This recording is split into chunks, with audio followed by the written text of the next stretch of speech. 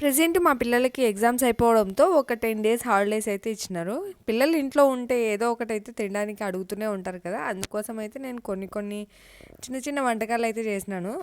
కొన్ని అని plural word ఎందుకులేండి. ఒక 2 వంటకాలయితే చేసినాను. ఇదైతే కొన్ని చుట్టలయితే చేసిన. కారం చుట్టలు వీటిని బాగా కలుపుకొని ఒక 1 అవర్ పైనే అలా రెస్టింగ్ కోసం వదిలితే ఇంకా బాగా వస్తాయి. నేను అంతగా వదలలేదనమాట. వెంటనే చేసేసినాను. నెక్స్ట్ అయితే గోధుమ పిండితో అయితే చక్కెర వేసి బిస్కెట్ల లాగా చేస్తారు కదా! అలాగైతే చేసినాను. గుడ్డు వేసి కూడా చేస్తారు. ఫ్లఫీగా వస్తాయి. కాకపోతే నేను గుడ్డు వేయలేదు. ఓన్లీ షుగర్ అయితే వేసి అలా చేసేసాను అనమాట. మనం ఫస్ట్ పతలాగా అయితే చేశాను. పతలాగా చేయడం వల్ల ఏంటంటే సేమ్ పూరీలాగా వస్తాయి మెత్తగా.